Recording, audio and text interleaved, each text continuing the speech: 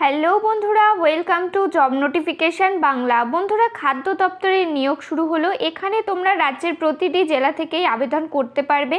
Salary রয়েছে অত্যন্ত ভালো, 35,000 টাকা পার মান্থ স্যালারি থাকছে।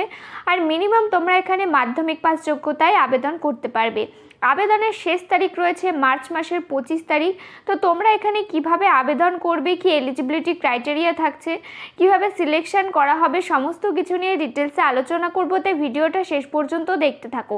তো তার আগে তোমাদের কাছে একটা রিকোয়েস্ট থাকবে, তোমরা যদি এই ধরনের চাকরির খবরগুলো নিয়মিত পেতে চাও তো অবশ্যই আমাদের চ্যানেলটা সাবস্ক্রাইব করে পাশে থাকা বেল আইকনটা ক্লিক করে রেখো। তো এই হচ্ছে অফিসিয়াল নোটিফিকেশানটা রিলিজ করা হয়েছে। দেখো, BECIL এর তরফ থেকে, অর্থাৎ ব্রডকাস্ট ইঞ্জিনিয়ারিং কনসালটেন্টস ইন্ডিয়া লিমিটেডের তরফ থেকে। এটা একটা সেন্ট্রাল গভর্নমেন্টের আন্ডারটেকিং PSU সেক্টর। আর আগেও তোমাদের বলেছি PSU সেক্টর যেগুলো হয় সেখানে কিন্তু স্যালারি ও বিভিন্ন বেনিফিট অত্যন্ত ভালো প্রোভাইড করানো হয়। তো PSU সেক্টর টোটাল 3টে ভাগে বিভক্ত। তার মধ্যে থেকে মিনিরত্না কোম্পানিতে লিস্টেড রয়েছে BECI।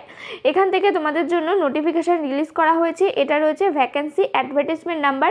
এই নাম্বারটা অবশ্যই তোমাদেরকে মনে রাখতে হবে, কেননা যখন তোমরা অনলাইনে ফর্ম ফিল আপ করবে সেই সময় কিন্তু লাগবে।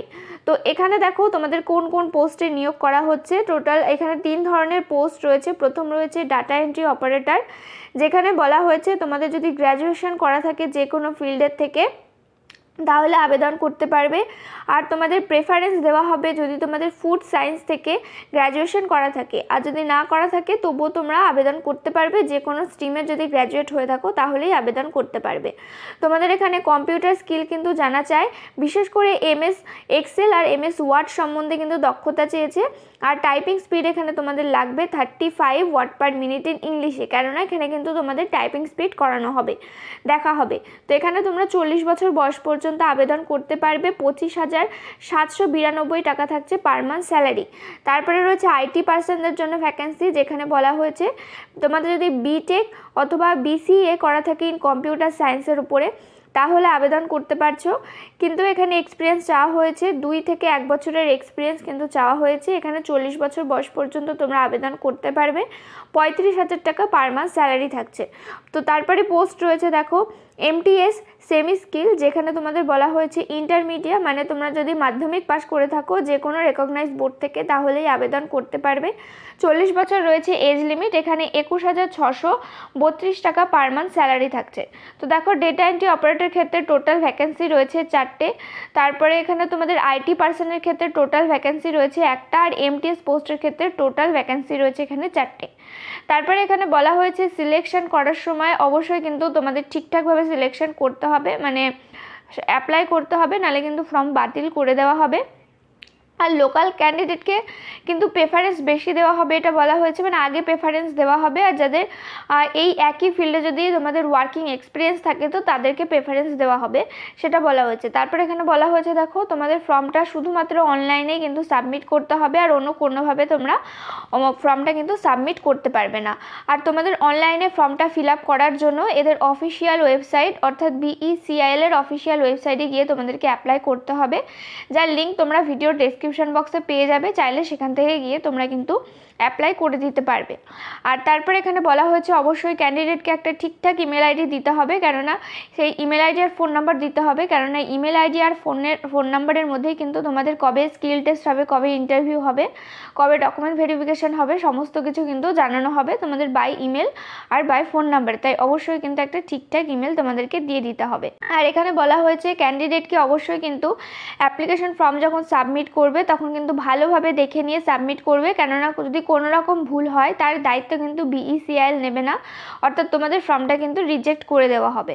আর এখানে বলা হয়েছে শুধুমাত্র শর্ট লিস্টেড ক্যান্ডিডেটকেই স্কিল টেস্টের জন্য আর পরবর্তী সিলেকশন প্রসেসের জন্য কিন্তু কল করা হবে। মানে তোমাদের এখানে কিন্তু প্রত্যেককে ডাকা হবে না, শর্ট লিস্টেড ক্যান্ডিডেটকেই কিন্তু ডাকা হবে। সেই জন্য বলা হয়েছে তোমাদের যা যা ডকুমেন্টস আছে, এডুকেশন কোয়ালিফিকেশান সম্বন্ধে, এক্সপিরিয়েন্স সম্বন্ধে যা যা ডিটেলস আছে ভালোভাবে ফিল আপ করে দেবে তোমরা যখন অনলাইনে ফর্মটা ফিল আপ করবে। তারপরে বলা হয়েছে ক্যান্ডিডেটকে অবশ্যই ফর্ম ফিল আপ করার পরে তোমাদের প্রিন্ট আউট কিন্তু বের করে রাখবে অ্যাপ্লিকেশন ফর্মের, কেননা যখন তোমাদের ইন্টারভিউ হবে বা ডকুমেন্ট ভেরিফিকেশান হবে সেই সময় কিন্তু লাগবে ফিউচার রেফারেন্স হিসেবে।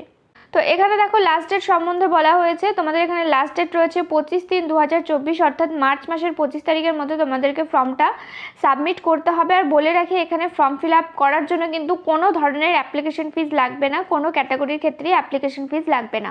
এছাড়া এখানে বলা হয়েছে কোনো যদি তোমাদের প্রবলেম হয়ে থাকে ফর্ম ফিল আপ করার সময়, যদি কোনো টেকনিক্যাল প্রবলেম হয়ে থাকে বা অন্য কোনো যদি ডাউট থাকে, তাহলে তোমরা এখানে একটা ইমেল আইডি দেওয়া হয়েছে, ইমেল আইডিতে মেল করতে পারো, অথবা এখানে ফোন নাম্বার দেওয়া হয়েছে, তোমরা এখানে কিন্তু ফোন করতে পারো।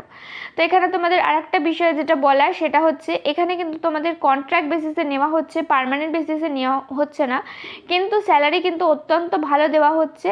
যদি তোমরা ইন্টারেস্টেড থাকো তাহলে কিন্তু অ্যাপ্লাই করতে পারো। যেখানে দেখো বলা হয়েছে তোমাদেরকে food safety and standard authority of India এই ডিপার্টমেন্টে নিয়োগ করা হচ্ছে, মানে তোমাদের কিন্তু খাদ্য দপ্তরে নিয়োগ করা হচ্ছে। আর এখানে তোমাদের কিন্তু পোস্টিং লোকেশন থাকবে ইউপিতে, গাজিয়াবাদে থাকবে তোমাদের এখানে পোস্টিং লোকেশন। তো এই ছিল আজকের ভিডিওটা। তোমরা এখানে যারা যারা ইন্টারেস্টেড রয়েছো, যারা যারা এলিজিবল রয়েছো, তারা কিন্তু অ্যাপ্লাই করতে পারো। আর যদি কোনো ধরনের প্রশ্ন থাকে তো আমাদের কমেন্ট করে জানিও, ভিডিওটাকে একটা লাইক করে দিও। চ্যানেলে নতুন হয়ে থাকলে অবশ্যই চ্যানেলটা সাবস্ক্রাইব করে পাশে থাকা বেল আইকনটা ক্লিক করে রেখো। এখানে তোমরা নিয়মিত রাজ্য ও কেন্দ্রের সমস্ত চাকরির আপডেট পেয়ে যাবে। এভাবে পাশে থেকো, সাথে থেকো। দেখা হচ্ছে পরের ভিডিওতে।